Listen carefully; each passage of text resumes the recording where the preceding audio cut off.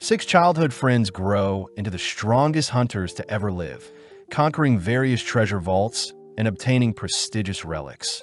But their leader is the most mysterious of them all, housing the highest level, but it seems he has a secret to the madness. The anime opens with a flashback following six childhood friends all striving to become rich and famous, all agreeing to become heroes together living in the imperial capital of Zabridia.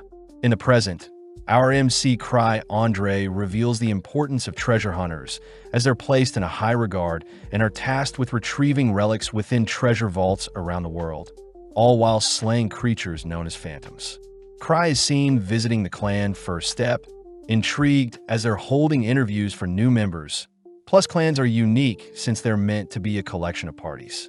Cry admits that he had failed in the past to get strong, but as Cry lines up to enter the building, he is suddenly greeted by Ruda Runbeck, a level 3 hunter.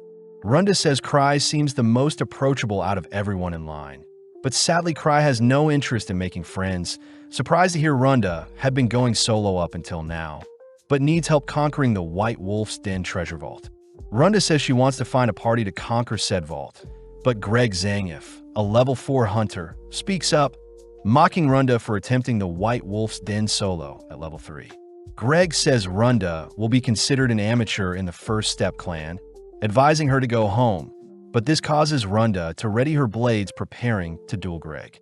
Luckily, while Simon orders everyone to stop, reassuring Cry as he seems to be strangely keeping his face hidden from others. Heading inside, Runda is amazed at the assortment of hunters present, learning that Cry has visited the place 5 times already, feeling bad for him. Cry says people with talent will easily climb the ranks, whilst those without cling on to what they have. But Runda asks why a crowd is forming. Something Cry knows is due to Arc Brave members being present. Apparently, Arc Brave is the strongest party present, and they even managed to complete a level 7 vault with only 6 members. Arc Rodan is the leader, housing a hunter level of 7. But rumor has it that no one has ever been recruited by them at these events. Runda wonders why there is a table vacant, prompting Greg to appear again, scolding Runda for not knowing that the table belongs to the party that first founded First Step, the Grievers. The Grievers were a bunch of kids that came to the capital and shocked the world with their skills, ultimately forming the Grieving Souls Party, and is coincidentally a party composed of Cry's childhood friends. Greg suspects that the Grievers are recruiting people, hence the big event. But out of nowhere, Gilbert Bush demands to meet the Grievers, crying that his level 4 status should grant him a spot in the party. Stepping up, Tino Shade, a level 4 hunter, prepares to silence Gilbert, but Lyle tries calming Tino down.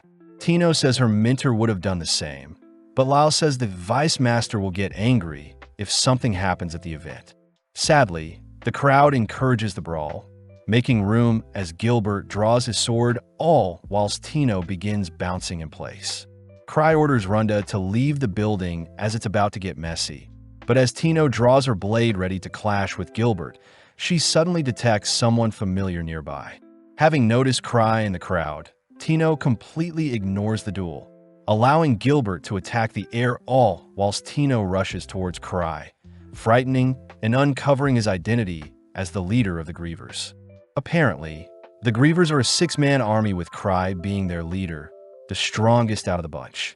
Flashing back, we see Cry and his party taking on beginner vaults in record time, but on a particular day, Cry was rescued by one of his childhood friends.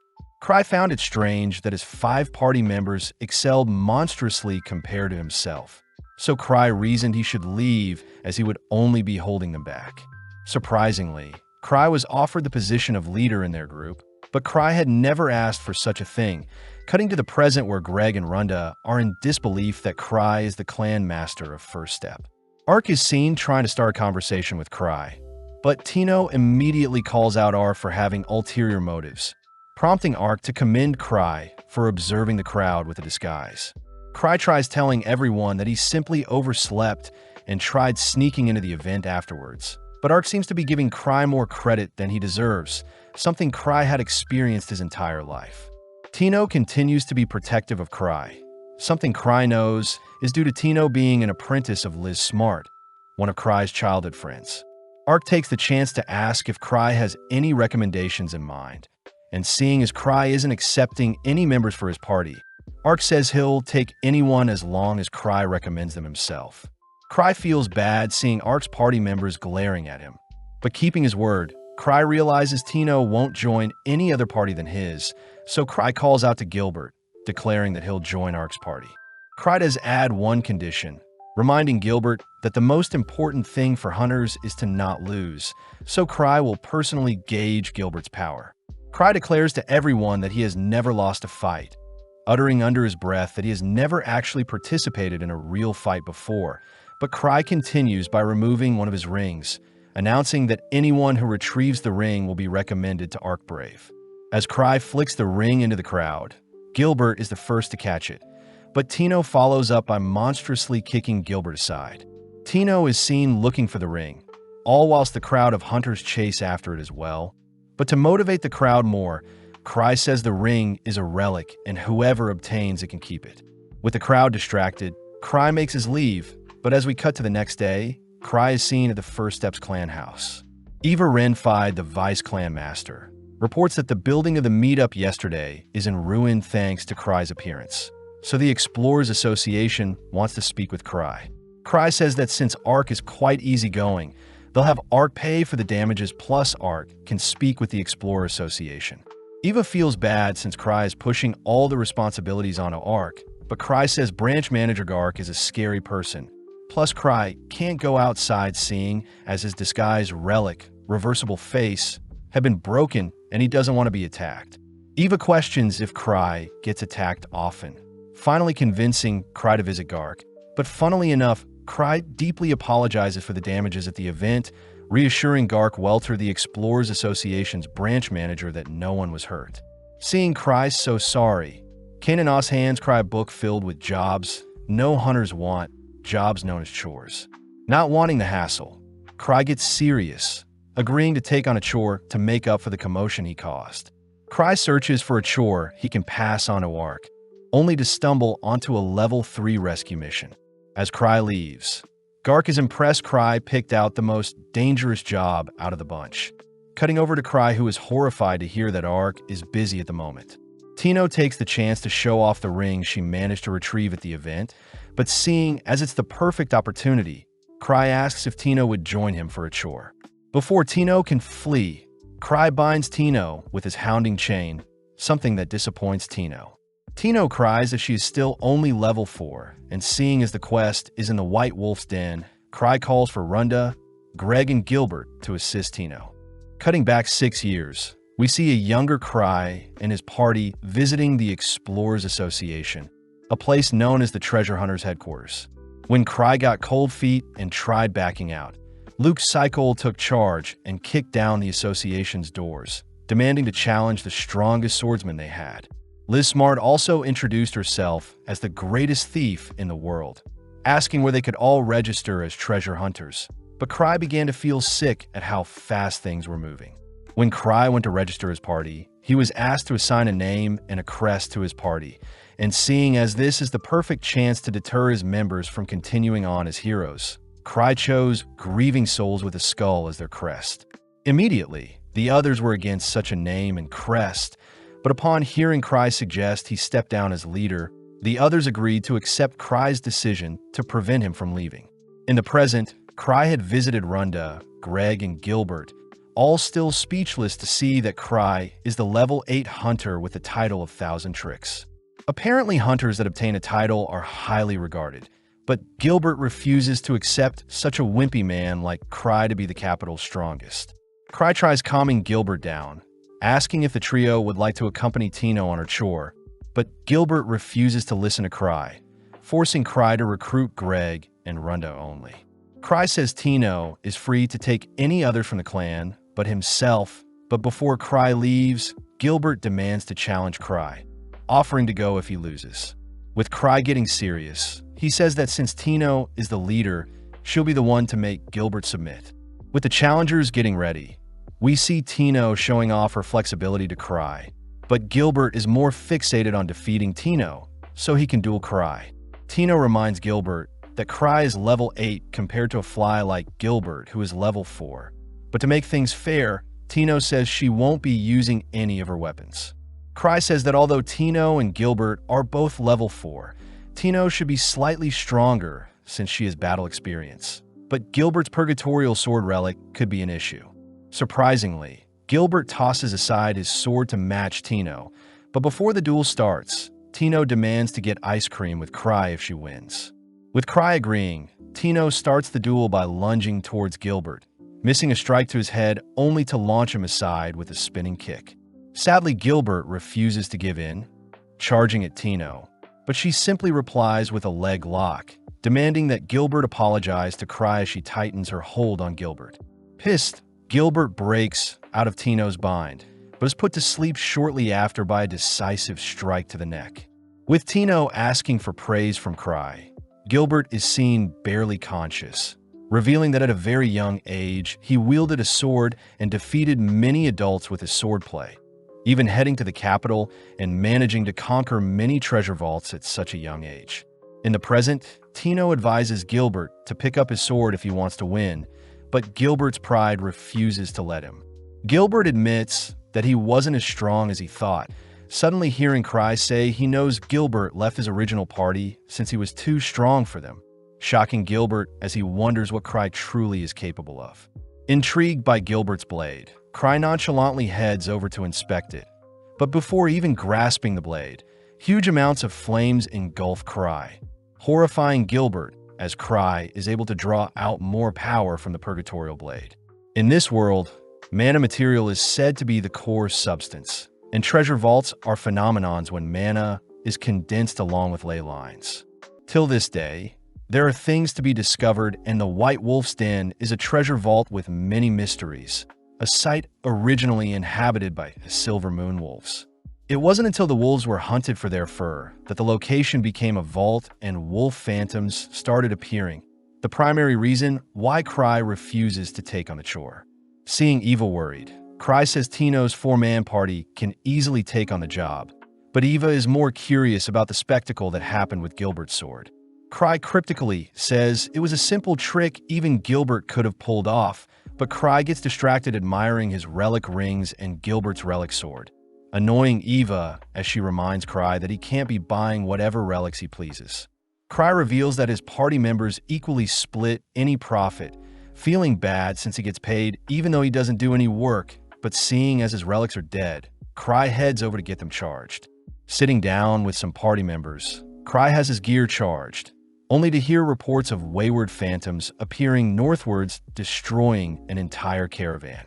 Apparently, even level 3 guards couldn't stop the phantom, and now the Knights of the Third Order are dead set on exterminating the threat, especially since it looked like a wolf and was near the White Wolf's Den. The gang suspect the den must have created such a creature, freaking Cry out when he hears that Rudolph Devount, a level 5 party, went missing in the den checking the job again. Cry realizes it was a rescue mission for Rudolph and his 5 other level 5 hunters, but as Cry tells the others that he sent Tino to retrieve the missing party, the duo fear Tino won't make it back. Cry chooses to excuse himself, wondering if Gilbert charged his sword before heading out, but at the same time, we see Tino and her party deep in a forest. Tino reminds the gang that such a mission won't be easy, hence why they were asked to write their wills, but Greg fears that their 4-man party is too random to take on any extraordinary quests. Tino corrects Greg, declaring that Cry is far more calculating than anyone they've met, inspiring the gang to continue forward as they have full faith in Cry's decision to give them the job. At the same time, we see Cry about to puke, blaming himself for sending Tino and the gang on an impossible mission. Seeing as he has to right his wrong, Cry heads over to open a secret passage near a bookshelf, reasoning he should stop the gang and hand over the job to someone else more qualified. At night, we see the gang making good progress through the woods, but suddenly a phantom attacks them. Greg is mortified to see the creature equipped with armor and a sword, but Tino cries that they must overcome such a creature. Back with Cry, we see him sifting through his assortments of relics, stashing up on items he may need, but before he can head out, Eva asks what he is doing. Eva is happy to see Cry is worried about Tino and the others, but spots Cry wearing a citry slime, an item that violates Imperial law. Just like that, Cry heads onto his balcony, activating his Night Hiker relic only to rocket towards the gang. Flashing back, we see Cry's newly formed Grieving Souls party reporting on their first week of vault hunting, all amazed that they encountered a level 4 Cyclops in a level 1 vault. Overhearing their conversation, a drunk adventurer accuses the kids of lying, but the man is shocked to see the gang have brought back the monster's head. Working together, Tino and her party manage to slay the phantom before them, but they're confused as to why such a creature appeared near a level 3 vault. Tino asks why Gilbert didn't use any flame magic, but Gilbert admits that his blade is out of mana, making Runda suggest they retreat for now. Tino stands strong, declaring that they'll continue on no matter what. Plus, they must hurry since the people they need to rescue might still be alive, egging the others to follow after Tino. With the gang making it to the entrance of the vault, they notice multiple wolf monsters decked out in bows and guns, and it seems their larger bodies are forcing them to remain outside and stand guard. Gilbert suggests that he rush head-on into the swarm and get rid of their weapons, but Tino calls Gilbert a fool, declaring that it's her duty to ensure everyone makes it back alive. Tino says herself and Runda will use their speed to draw the monsters towards them, and only then will Greg and Gilbert attack them, rendering their long-ranged weapons useless. At the same time, we see Cry soaring through the air to reach Tino as fast as he can, all whilst the gang begin making their way into the vault, slowly carving through the wolves they face. Tino is impressed by the others' abilities, glad to see they all have a sense of teamwork as Gilbert and Greg are relatively strong and have experience fighting. Runda, on the other hand, understand how she can distract and locate enemies, allowing Tino to deal any finishing blows, a party Tino wholeheartedly believes Cry had designed intentionally. As Gilbert clashes blades with the enemy, he is reminded of the moment he left his team, feeling a little bad since he outgrew them quite quickly. With Gilbert a little distracted, Greg charges the wolf Gilbert is dueling, allowing Gilbert to execute the monster. Moving deeper into the vault, Tino begins inspecting the surroundings, only to report a strong presence nearby that belongs to the boss. Seeing Greg a little panicked, Tino orders Greg to stand his guard and grow from facing strong monsters, something Greg admits he isn't used to, as he tends to flee from jobs when the obstacle in front of him is too great. Greg says he has seen many friends pass during his time as an adventurer, something Tino sympathizes with, but Tino reminds the others that Cry intentionally put them together. When Runda asks why she was selected, Tino gets jealous at Runda's figure, accusing Runda of seducing Cry with her breast, but regardless, the gang ventures deeper. Back with Cry, we see him scouring the forest from the skies, freaking out as he wonders where Tino and her party are. Unable to stop the flight relic, Cry has no choice but to fly into the vault in search of the gang. But as this happens, we see our gang come face to face with a monstrous wolf boss. Immediately, the gang are forced to play defensively, weaving and running away from the boss's strikes. But Tino notices that the boss has no protection around its skull. Stealing their resolve, Gilbert takes charge by blocking the boss's axe, prompting Greg to help distract the creature by slashing at it from behind. With both Runda and Tino running circles around the boss, Greg almost gets caught by the boss's axe, but luckily Runda tackles him to safety. Seeing an opening, Tino scales the boss's massive body, enduring a slash to the leg in order to make it to the boss's neck, only to plunge her blade into the creature's neck. With a lethal blow dealt, the gang watches as the boss disintegrates, all celebrating as Tino patches up her leg wound. Seeing as Greg lost his blade during the boss fight, Tino hands Greg her own blade. But before they can make plans to search for the lost hunters, a sudden projectile is tossed towards Tino's heart, something she barely manages to dodge. Seeing several other wolves emerge from a deeper section of the vault, Tino wonders if there are multiple bosses in the dungeon, wondering what Cry had in mind for them. Unable to fight at the moment, Tino orders everyone to flee into a crack in the cave, but sadly, one of the wolves rush to block them off. Greg and Gilbert say they'll distract the monsters whilst the girls flee, but Tino racks her brain for a solution, suddenly reminded of the ring she got from Cry. Refusing to leave anyone behind, The gang rally together to take down the wolf guarding the crack, first distracting and attacking the wolf from below, only for Runda to toss some projectiles at the wolf's eyes to blind it. Following up, we see Tino reminded of a time when Cry had taught her how to use one of his rings, and now using that knowledge, Tino uses the ring to launch a bright projectile into the wolf's eyes. With the creature blinded, Gilbert tries going in for the finishing blow, but Tino cries for Gilbert to stop, ultimately watching as Gilbert is blown into the nearby walls. Tino blames herself for not being more specific with her commands, all gazing up to see the wolves glaring at them, finally giving in as they have nothing left. Before the wolves can attack, a powerful projectile sends the wolves flying, revealed to be Cry, who has arrived just in time, glad to see everyone is fine. Strangely, the wolves are quite wary of Cry's presence, and when one wolf tries slashing at Cry, a mysterious veil nullifies the attack. Smirking, Cry announces that he has 17 lives, swiftly conjuring several magic balls aimed at one of the wolves. As Cry's projectiles land perfectly onto the wolf, the gang are amazed to bear witness to a level 8's power, but surprisingly the wolf afflicted by Cry's powers is still alive. Cry admits that his magic balls are just shooting rings meant for show, beginning to freak out as the wolves before him are creatures he's never seen before.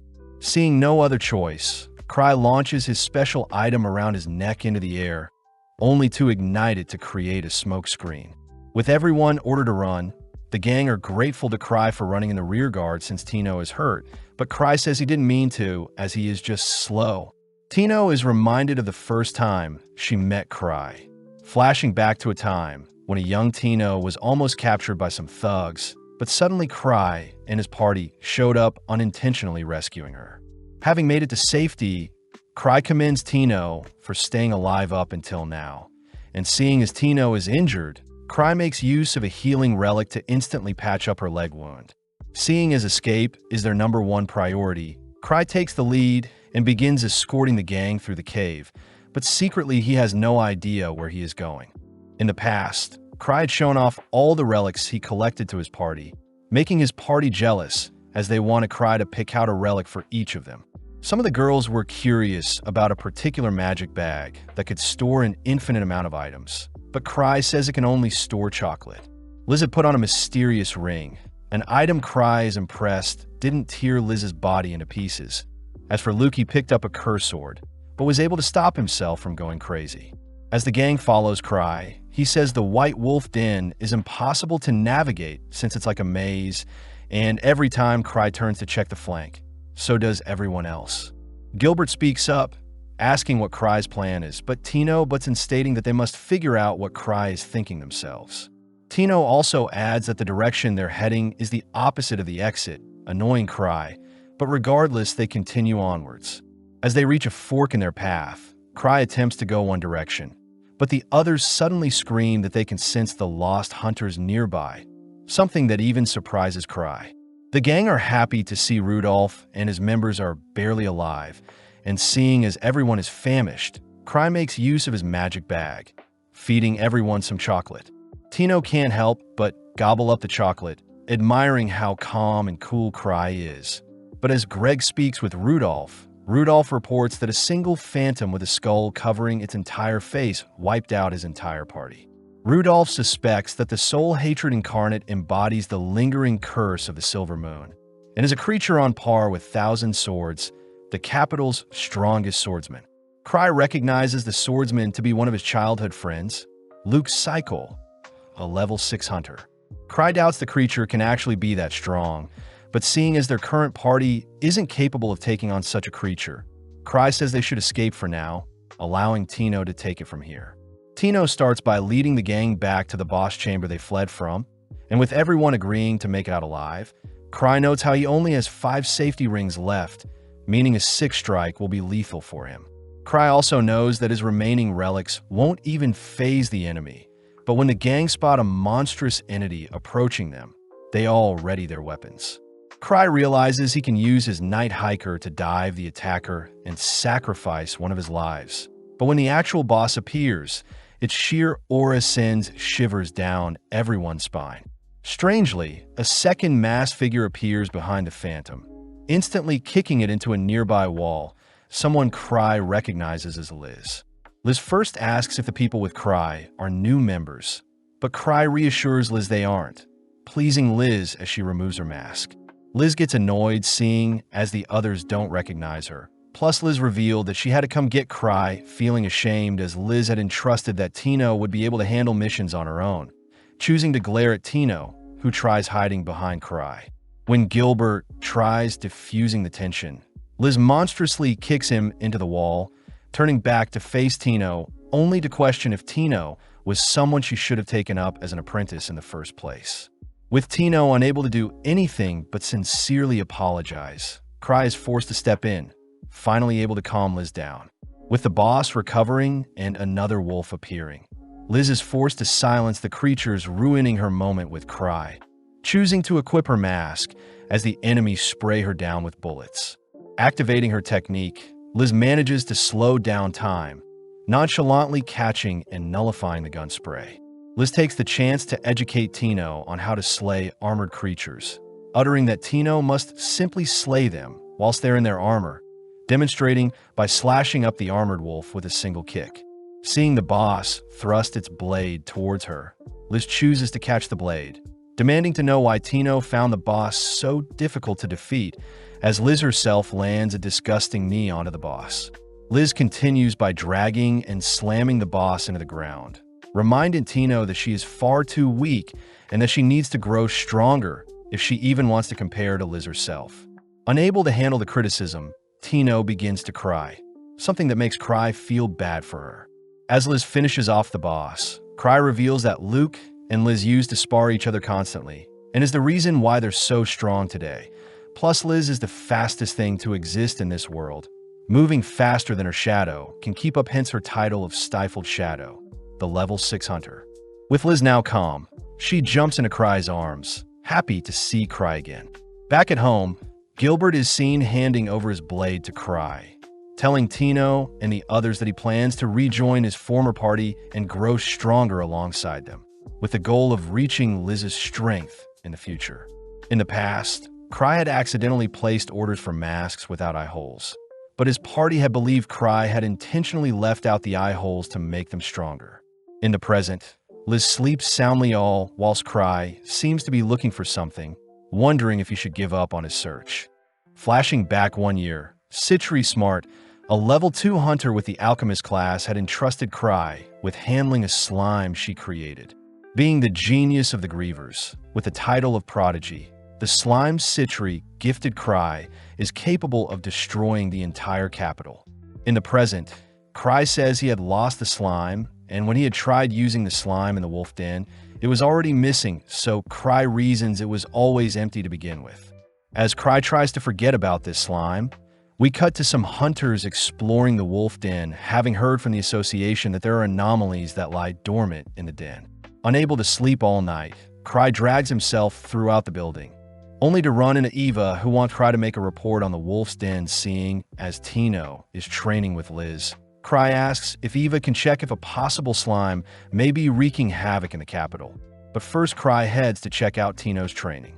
As Cry leaves for the basement floor, Eva admits that Cry has the special foresight to predict the future with his guesses, something even Cry isn't aware of. In front of Tino's training room, Cry runs into Sven Anger, a level 6 hunter and the leader of the Obsidian Cross Party. Sven asks Cry to convince Liz to give them the training room, but Cry apologizes since Liz came home earlier than expected, having gotten bored of disarming traps in Night Palace, a level 8 vault, and simply returned home. Sven cries that Tino will be slain if Cry doesn't intervene, but although Cry is skeptical, he enters the training room only to see Tino completely knocked out. Liz seems to be pissed that Tino is not trying harder, preparing to end Tino with a lethal kick, but Cry suddenly orders Liz to stop. Liz says she is simply drawing out Tino's true strength, annoyed seeing Tino not trying whatsoever. But Cry reasons Liz should give Tino a break, something that ultimately convinces Liz to cease her training. Strangely, Cry's voice awakens Tino, prompting her to get back up, freaking Cry out when he sees Tino has the Griever's mask on. Unable to stop the girls, Cry heads back outside to apologize to Sven since he won't get to use the room. But Sven says he understands Tino's yearn to get stronger. In the meantime, Sven tells Cry about the phantom sightings up north. The same story Cry heard regarding the Knight's Order getting crushed. Cry is annoyed that Ark isn't here to deal with the mess, especially since Ark is a far more qualified leader than himself. But Cry suddenly gets an idea, suggesting that Sven and his Obsidian Cross party should investigate up north. Just like that, Cry manages to pass on a dangerous job to more qualified hunters. But as Cry leaves, Henrik Hefner questions why Cry always remains at base. Sven admits that Cry is strange, but Sven vouches for Cry, uttering that Cry is a monster within, warning Henrik to not underestimate Cry. That night, Gark and Kana discuss the ever-changing White Wolf's den, both unsure what caused the anomaly in the den. When Gark says he'll speak to Cry the next day, Kana says that the Obsidian Cross will be tasked with investigating the den, but Gark wonders if Cry is hiding things from them. Elsewhere, we follow several hooded figures and their leader, Noctis Cochlear, belonging to the Grand Master of Mages who researched the Akashic Tower. The men utter that the experiment they've been working on is able to draw in huge amounts of mana and artificially create a treasure vault, but the men agree to keep things under wraps in fear of Cry discovering their location. They mention that Sophia Black, Noctis' talented underling, will return soon and help with completion of the experiment, but in the meantime the men are tasked with gathering information. Elsewhere, we see a massive slime roaming and destroying the capital. But luckily, it's revealed to be one of Cry's nightmares. Feeling someone in the sheets with him, Cry calls out to Liz, who asks if Cry is free today, and seeing as both Tino and Liz don't have training today, Cry agrees to hang out with Liz for the day. At the entrance of the base, we see Gark greeting the receptionist, only to spot Cry with Liz. Gark reminds Liz that she is meant to report to him when she returns from vaults greater than level 7. But Liz snaps back, accusing Gark of using Cry for himself, something that agitates Gark. When Liz fires off a kick at Gark, Gark easily blocks the strike, holding back his anger as he warns Liz to not piss him off. As both Gark and Liz's auras swell, they both begin to brawl, all whilst Cry and Kana head upstairs for a more mellow chat. Kana tells Cry about the ley lines and strange mana gathering around the wolf's den, but Cry says this isn't the thing that concerns him, as he secretly knows he must track down where he lost Citri's slime. Kana get a little annoyed hearing that Cry will be remaining at the base, but as we cut back to Gark and Liz, we see Liz taunting and mocking Gark for becoming weaker since they last fought. Liz manages to dance circles around Gark, even giving him a chance to surrender, but this finally makes Gark snap as he begins infusing his body with mana. In the distance, Cry utters that Gark used to be a level 7 hunter with the title of War Demon, and luckily before people are harmed in their little bout, Cry calls for the two demons to stop fighting. Although Gark doesn't want to stop, Liz instantly rushes to Cry's side, a speed even Gark wasn't able to follow, ultimately convincing Gark to leave for today. Later that evening, Eva returns, mortified to see the state of their building, all whilst Liz and Cry start their date.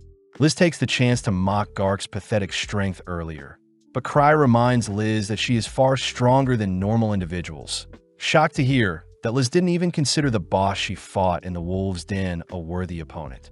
Cry wishes for the others to return, soon seeing as he may need to speak to Citri about the missing slime. But seeing Cry so serious, Liz asks what is on his mind. Cry asks what Liz would do if the entirety of Zabridia was wiped out, but Liz cries she would run away with Cry and visit the sea. Before Cry can adore how innocent Liz is, Cry notices Liz has run off to restrain someone. Someone Liz noticed was spying on them. Cry asks Liz to let the man go so they can have a chat, but the man takes the chance to run away, something Liz believed was intentional by Cry. As Liz and Cry resume their date, the man is left alone wondering how he was captured in the first place and why he was let go. Cutting to Sven and his party, we see that Gark has entrusted them with the investigation into the White Wolf's den, something that annoyed Sven as he wonders what Cry is scheming. Back with Cry, we see he is with Liz, who believes they're on a date, but Cry is more stressed seeing as they're walking through the most dangerous neighborhood in the capital. with the locals immediately recognizing Liz. Liz asks Cry why they're investigating, but Cry utters that he is simply investigating disappearances, fearing that it may be Citri's slime's doing. Cry also mentions how there's a new ice cream shop that opened nearby, exciting Liz as she chooses to enjoy her time with Cry, but off in the distance, we see the man spying on them prior freaking out. It's revealed that the man actually owns the new ice cream shop Cry is coincidentally heading to now, plus the store is home to one of their research facilities. Before the man can panic and close up shop, he suddenly notices that Sophia Black has returned, but right on cue, Liz bangs on the entrance of their ice cream store. Liz is pissed since she knows the store was open a minute ago. But before Liz can break down the doors, Cry reasons they should head home, relieving the man who is hiding inside with Sophia. At the base, Liz feels sorry for Cry since they weren't able to enjoy some ice cream together. But Cry notes how things aren't too bad since there haven't been reports of slime rampaging yet. Cry does ask if Liz knows when Citri is getting back, but seeing as Citri brought a lot of things with her, Liz says it'll take a while. Cry chooses to brace himself for the worst just in case. But suddenly Eva appears, reporting the people she had selected to investigate the Wolf Denver. Cry doesn't mind who goes, hearing that Sven and his party have already left, and the remainder along with a relic expert will join them tomorrow. Cry wonders why so many people are being sent back to the den, but regardless asks Eva to proceed as she sees fit. But in the meantime, we cut to Noctis, who praises Cry for uncovering their hideout in the slums. The other hooded men begin to panic, cursing Cry for leaving and mocking them once he discovered their ice cream hideout. But Noctis calms everyone down, asking Sophia what she thinks will be best for them. Sophia smirks, declaring that the defensive system she has built should be an interesting tool to test out against the Grievers. And seeing as they all believe Cry has uncovered what they're planning, Noctis allows Sophia to go wild and take care of things.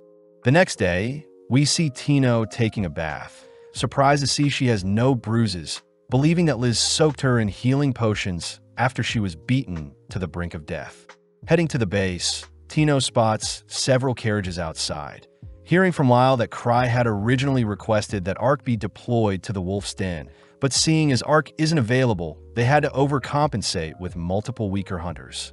Tino wonders if the den had become more dangerous since they last stepped foot in it. But just then Cry appears, asking why so many people have gathered. Eva says they're the people she gathered since Ark couldn't make it, but Cry worries that deploying so many people will cost a fortune, asking if Eva could cut down the people being sent by half. Hearing this, the crowd begins to despair seeing as Cry is sending them to their deaths. But Cry reassures everyone that a measly level 3 vault is nothing. Seeing the crowd even more panicked than ever, Cry hears that Gark has pulled together additional funding to pay the hunters, but Cry wonders if the Citri slime could be in the Wolf's Den. Cry chooses to allow the hunters to be deployed as normal, but his change of attitude freaks out the crowd, and to make things worse, Liz appears declaring that she wouldn't have taken half of the hunters gathered here, seeing how pathetic they all are. When the crowd accuses Liz of not understanding them since she is a genius, Liz snaps back, pointing out how disgusting and worthless they all sound, choosing to leap towards Cry's location only to ask if she and Tino can take on the job. Cry immediately refuses, fearing that Tino will suffer, so Cry says the hunters gathered will proceed as planned, but suddenly Eva asks if Cry will be leading the hunters during their investigation. As the crowd begins cheering for Cry, Cry is coerced into leading the group, and seeing as he has no way out, Cry agrees to go, but he says Sven will take charge until Cry himself shows up. Cry secretly plans to show up only when everything is wrapping up, cutting over to Sven, who seems to be making good progress through the den, but they wonder why their phantom encounters have been weak up until now. With everyone heading outside and boarding the carriages, Cry manages to convince Liz to stay put at the base, only for Cry to instruct Lyle to look out for any slimes on their journey. Just like that, the hunters set off first without Cry. But as we cut over to Noctis, we see him and his men discover that many hunters are heading in their direction. Noctis orders his men to stand strong, but Flick Petson fears they won't stand a chance against the Grievers. Sophia corrects Flick, declaring that her defenses against the 3 Grievers present in the capital are already in place. Plus, Sophia is confident that her defenses will stop Liz's attacks, and her tricks can stifle Cry's genius brain. Noctis asks what Sophia will do about Citri the Alchemist, but upon hearing that name, Sophia becomes enraged, declaring Citri to be her nemesis, and that she doesn't even compare to someone like Sophia herself. Seeing Sophia fired up, Noctis orders his men to follow Sophia's commands. But back with Sven, we see that his party has yet to run into anything strange. With Henrik once again doubting Cry's reason for sending them here, Sven suddenly gets a message, only to order for everyone to evacuate with a whistle. Outside, Sven is mocked for evacuating everyone after receiving word to look out for a slime. But as Gain and other hunters mock Sven's decision, Sven corrects them. Sven says members of the Grievers would have never warned the others of the disaster, something that shuts up Gain and the other hunters as they realize Sven was only being safe and will resume their mission once reinforcements arrive. Gain questions why a slime would be such an issue, but Sven recounts a time when Cry had asked him to go cherry blossom viewing, and strangely Cry had asked Sven to bring his weapon. When they arrived at the cherry blossoms, the trees had suddenly become a treasure vault, a location commonly known as Prism Garden, and is an example of Cry being able to predict the future. At home base, Liz is seen jumping at any excuse to head to the den, dead set on showing how strong she's gotten to Cry. Cry says he needs to time things perfectly, but out of nowhere Citri appears, asking if Cry needs help with anything. Citri suddenly mentions how they need to crush a dangerous force before they gain too much power. But at the same time, we see Gark suiting up ready to head to the wolf's den, as well to prove to Liz he's still a warrior, only for Citri to appear, asking for a favor from him. In the past, Citri had told Cry that she wanted to take on a different role compared to the others in their party, a decision that Cry ultimately encouraged Citri to make. Heading to the secret room, Citri points out how rapidly the Citri slime could evolve and adapt, something that scares Cry. But Citri says she had taught the slime to leave herself and Cry alone. Cry takes the chance to tell Citri that her slime is missing, but this makes Citri immediately investigate how it went missing, suspecting it must have escaped through the drain in the room's bathroom. Citri says she'll deal with the slime, all whilst Cry handles a different issue. But as we cut over to Lal, who greets Sven, Lal passes on Cry's orders to have Sven command the hunters whilst he is gone. Seeing as Liz won't be an issue, Sven rallies together the troops, asking if the hunters are ready to deal with slimes. Immediately, the hunters point out that any weapon at their disposal should deal with such a harmless creature. But this annoys Sven as he wishes Cry was more specific about the threat at hand. Gain takes the chance to mock Sven for stalling their mission once more, but this time the surrounding hunters laugh at Gain for going against Cry's warning. At that moment, Talia Widna, an alchemist that had supposedly been working with Citri on her slime investigations, presents a tube specially designed to slay slimes. Following Noctis, he is seen being fed information regarding the hunters at the Wolf's Den, with numbers totaling just under 100 and only a few have titles. As Sven starts the operation, he chooses to send small parties into the den, ordering them to whistle and communicate if anything happens. But sadly, after a whole day of searching, Sven is baffled to have not encountered anything but phantom wolves in the Denver. With so many injured, Sven wonders if Cry was wrong, all whilst Gain voices how disappointed he is in Sven. Luckily, Sven stays resilient, wanting to see the mission till the very end. But as night falls, we see Gain heading into the woods to take a leak. Whilst Gain is berating how spineless Sven is, he suddenly hears a strange noise nearby, choosing to investigate it before sounding his whistle.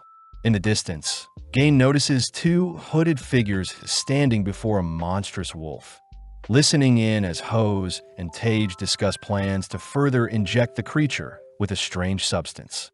Before the hooded men can act, Gain rushes towards the men, announcing himself as a hunter only to begin beating up the hooded men. Gain chooses to take out Tage first, but whilst he is distracted, Hose manages to inject the creature with the syringe, forcing it to undergo a mutation. In mere moments, the creature's body begins to melt and ooze like a slime. And as the creature roars, we cut back to Sven and the others who hear a whistle out in the woods. Recognizing the whistle, Sven immediately orders all the hunters to ready themselves for whatever is in the forest, all whilst Talia follows the gang. With Sven counting his troops, he hears that Gain was last seen in the forest, but luckily Gain appears to have lost an arm but had managed to escape. Not too soon after, a disgusting ooze-like slime emerges from the forest clearing, prompting Sven to fire an arrow at the creature, but it doesn't faze the creature. As the creature worms its way towards the hunters, they try their best to barrage the creature with various magic spells, all whilst Henrik begins healing Gain. Gain reports that strange men in hoods injected a phantom to create the slime, and seeing as Sven's attacks, nor any physical or magical spells are working on the monster, Sven orders for the hunters to evade and box in the slime. Seeing the creature devouring several hunters, Sven asks Talia to hand over the slime slaying vial, only to begin leading the slime away from the others. Seeing the slime bounce after him, Sven uses the opening to sneak the vial onto the creature's landing point, only to watch the vial blow up within the slime. Sadly, such a small explosion doesn't faze the creature as it tanks the explosion only to continue its march towards the hunters. With Sven out of ideas, he racks his brain for a solution, only to be surprised to see that Citri has arrived, uttering that the slime before them nullifies magic. Citri says that Cry had allowed her to take charge of the mission, revealing that the slime before them is encased in a force field that negates all attacks. And seeing as the creature is melting, Citri suspects it's trying to replenish its mana, hence why it targets beings with the most absorbed mana like herself. Citri feels sorry for the Phantom as it had to take part in a failed experiment, and seeing as she should put the creature out of its misery, Citri tosses a piece of anti-metal at the creature, ordering Sven to shoot the metal. In an instant, the metal explodes, wiping out a chunk of the slime, but this is enough to slay the slime for good. Gark appears, revealed to have given Citri a ride, but more importantly, Citri says she knows who is behind this mess. Following Noctis, he is mortified to learn that Citri was able to take down their transmogrified monster, but at the same time Citri tells the others that the Akashic Tower is behind this incident. The hunters are immediately skeptical seeing as Noctis is meant to have been banished from the kingdom, but Citri says she had been hunting down Noctis for a long time, plus the anomalies in the Wolf's Den reinforce her suspicions. At that moment, Talia points out that the enemy must have a base below the den, something Citri agrees with. Citri says they should first interrogate the men Gain attacked, apologizing in advance since she used up all the anti-mana metal she had, but she will still do her best to fill in for Cry. As Citri heads out to make her analysis, Sven warns Hendrik to not be fooled by Citri's good girl act, especially since Citri is a monster just like the other grievers. In the meantime, Liz rides Cry, begging him to go to the den and assist Citri, but sadly Cry forbids it all whilst Tino shyly stands idly by.